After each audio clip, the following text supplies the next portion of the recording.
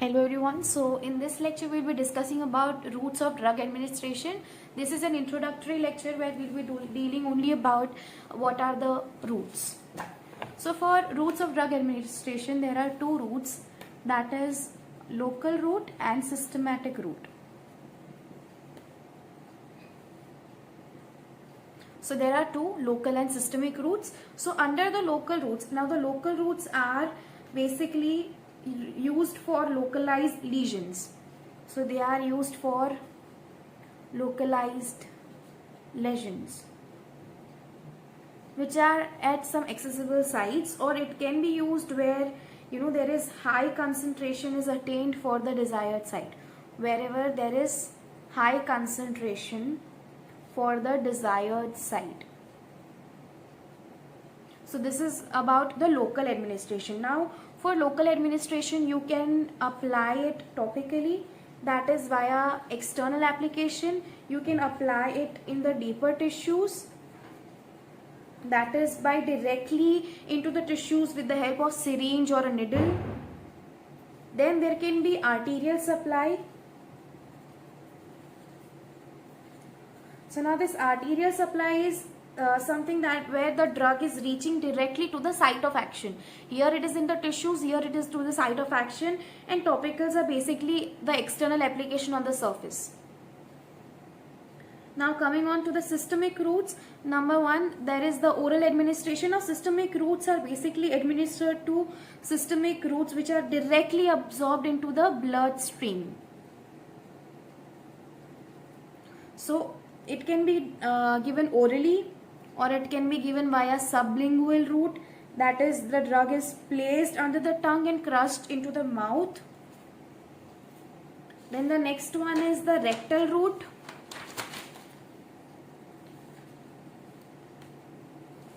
Now in the rectal route it is given through the rectum. The fourth one is the cutaneous route. The cutaneous route is basically something that is dealing with the TTS that we'll be learning next, that is the transdermal therapeutic system. They are highly lipid soluble drugs that can reach to the systemic circulation through skin.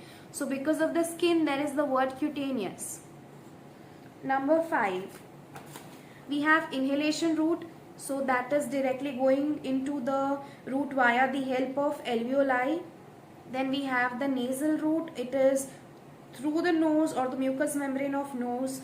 Then there is parenteral route, that is the administration of the drug directly into some tissue fluid or blood. This is very important in terms of seeing the exam. It is directly inserted into the tissue fluid or the blood via injection.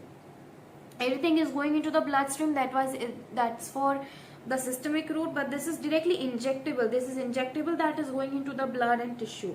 So this is having very fast fast absorption of the drug because it is directly given into the bloodstream. Under the parenteral, now the parenteral route has different types. So the parenteral one, so this is very important, therefore it has a lot of subtypes. So under parenteral we have subcutaneous.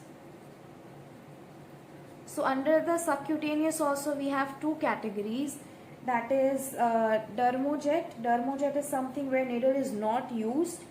The palate implantation, so the drug is in the form of soft palate. The drug is in the form of solid palate, which is introduced either into the cannula or the trocar. So here the drug stays for a longer time and it provides release for the long time. Then under the subcutaneous only we have another type, that is sialistic and biodegradable implants. So it is basically implanted under the skin. All are implanted near or under or above the skin because they are subcutaneous. Then there is intramuscular, that is given or directly injected into the skeletal muscle.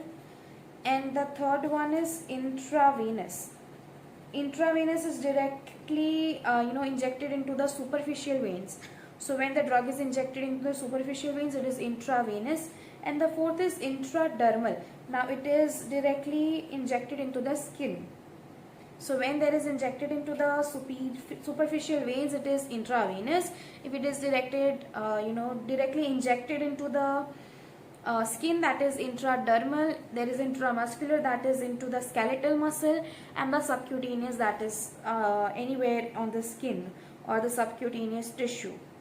So this is all about the roots. We'll be discussing each root in detail in the next lecture. For then you can just capture the chart so that it is easy for you to remember all the roots.